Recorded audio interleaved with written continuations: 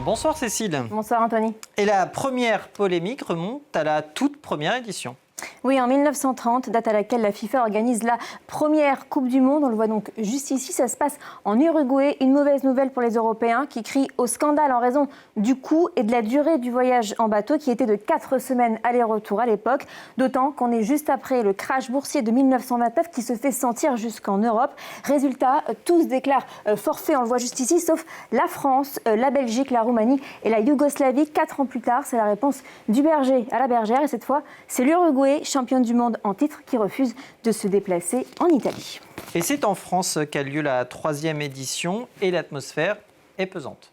Oui, on est donc en 1938, donc peu de temps avant la guerre, et les rumeurs de conflit sont déjà là. Hitler est à la tête de l'Allemagne et Mussolini dirige l'Italie, et les deux viennent tout juste de se rapprocher. Hitler a annexé l'Autriche, regardez, qui est donc du coup forcée de déclarer forfait. L'Allemagne affiche donc une équipe soi-disant unifiée, alors qu'un quota de joueurs autrichiens a été imposé. Des joueurs qui vont être contraints pour certains, regardez, de faire le salut nazi. On est donc au Parc des Princes dès le premier match de la compétition contre la Suisse. Un autre salut fasciste sera réalisé par l'équipe italienne juste avant son match contre la France en quart de finale, mais surtout sur ordre de Mussolini. Regardez, les joueurs censés évoluer en blanc arborent une tenue noire en référence aux chemises brunes, la milice paramilitaire mise en place par le dictateur.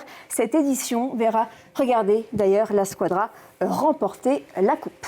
Un autre scandale sur le terrain, cette fois, ça se passe en 1938, c'est entre le Chili et l'Italie. Oui, un match plus connu sous le nom de bataille de Santiago, car c'est l'un des matchs les plus violents de l'histoire de la Coupe du Monde. Le premier tacle brutal, après seulement 12 secondes de jeu, après la 8e minute, les joueurs en viennent aux mains. L'arbitre siffle un carton rouge, mais le joueur refuse de quitter le terrain. Et ce sera comme ça tout au long du match. En 1978, autre scandale. En Espagne, on assiste au match donc de la honte entre l'Allemagne et l'Autriche. Après un 1-0 pour les Allemands à la 10e minute, les deux équipes concluent un pacte, celui de jouer sans action offensive. En fait, le score permettait aux deux équipes de se qualifier et surtout au passage d'éliminer l'Algérie qui avait battu l'Allemagne quelques jours plus tôt. Plus tard, regardez, ces deux joueurs, un Allemand et donc un Autrichien, reconnaissent l'existence d'un accord et c'est ce match qui a conduit la FIFA à changer les règles pour que les 2 derniers matchs de chaque groupe se jouent en simultané. Coupe du Monde en 1978 organisée en Argentine, alors en pleine dictature.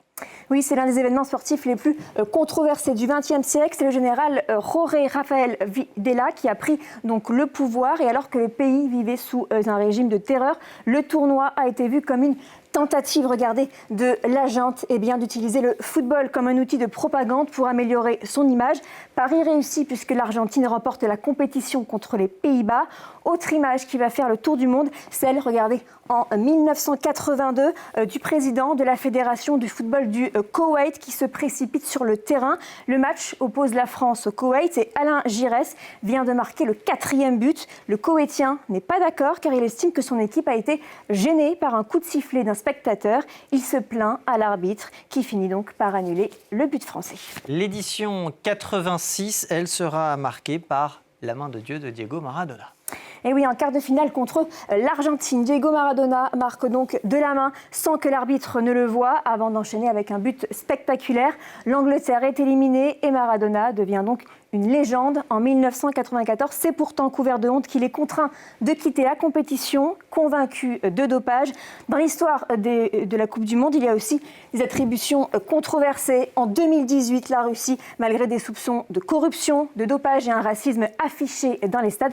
Et en 2002, regardez, des soupçons, on le sait, de pots de vin pèsent sur la FIFA pour l'attribution du mondial au Qatar. Il y a aussi les polémiques sur les conditions de travail des ouvriers donc au Qatar. Selon les ONG, au moins, regardez, 6500 ouvriers seraient donc morts. Alors, quid des scandales pour ce qui concerne la France maintenant ?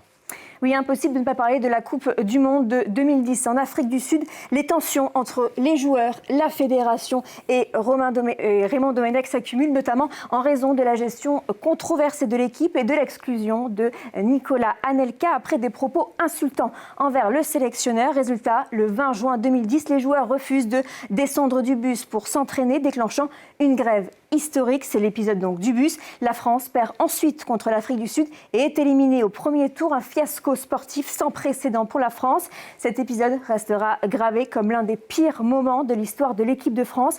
Il y a aussi, regardez, le coup de tête de Zinedine Zidane en 2006 contre Materazzi qui l'avait provoqué. L'arbitre expulse le joueur. La suite, on la connaît. La France perd au tir au but et Zidane prend sa retraite dans un geste très violent. Merci beaucoup Cécile Galuccio pour les clés de l'info. On va continuer